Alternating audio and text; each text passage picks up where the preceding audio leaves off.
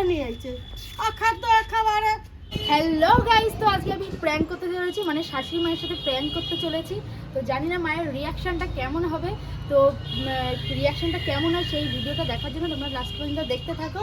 আর প্রথম যেহেতু prank video করছি সেহেতু জানি না ঠিক কেমন হবে, তো ভিডিওটা লাস্ট পর্যন্ত দেখতে থাকো। মা আজকে সারাদিন ভাবছে আমার তো রান্না বান্না নেই, হ্যাঁ, আর বিশাল আনন্দে আছি আমি। আমার ছেলেরাও তুমি খাইও, খাওয়া তো আজকে। এই পিয়া, এই কি রে? হ্যাঁ, তুই জানছিস যে তোরে বললাম যে পিয়া তোর যদি রান্না করতে হবে না মাছটা আমি দেবো কোনে, তাহলে তুই তাহলে একটু ছাদের জামা কাপড়টা ফিরা, একটু ঝাড় টাড় দে, কিছুই করছিস না, কিছু না। তোর বাপ মা কিছু শিখাই পাঠায়নি, কিছু না, তুই জানিস না যে এই কাজগুলো ছেলেরা খাওয়াতেও হলো না, পড়াতেও হলো না। না, তোমার ছেলেরা আমি কিছুই করি না, আর তোমার মা এসে করা দিয়ে যায়। আমার কি কিছু করার মুড়ো না, সেটা আমি করবো।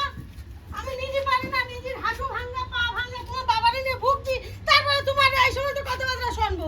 হ্যাঁ, শোনা যায় যে ভেড়া, শোনা যায় বউ যারা কিছু বলবে না, কিছু না, সব মানে আমার হয়েছে জ্বালাতন।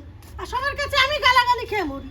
হ্যাঁ, যে তুমি সারাদিন চিৎকার করো কেন, চিৎকার করো কেন? একখানা আর খুঁজে পাইনি, একখানা মেয়ে, এই একখানা তাই পাইছে, তাই যে বিয়ে করে নিয়ে আইছে অখাদ্য খাবারে।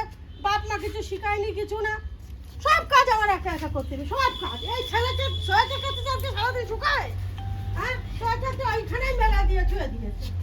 কথা ছোঁয়ানোর মতো নেই। শোয়ানোর মতো থাকবে কি করে? তুই যে এরকম খারাপ কাজ করবি, কথা শোয়ানোর মতো থাকবে এটা কি করে? জামা কাপড় খুলো না। তুমি আমার কত রান্না করে না, আজকে মাছ করে বললাম যে তোর তুই শুধু ভাত কর, আমি মাছের ঝোল করে দেবো খুনি।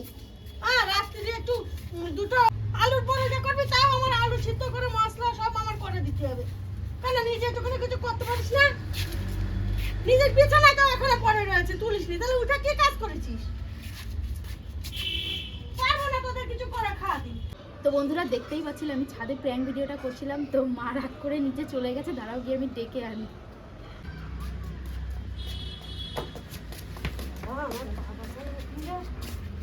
বাপরে বাপ, এত রাগা রেগে যেতে পারো তুমি আমার পরে?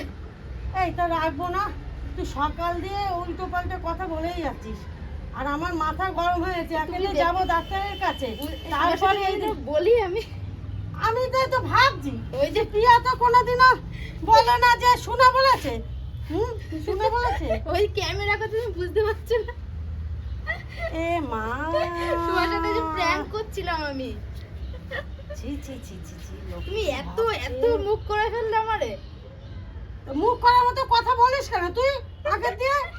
আমি তো ভাবছি ছেলেরে চান করে না, খাওয়াও না, কোনোদিন এই কথা তো বলে না।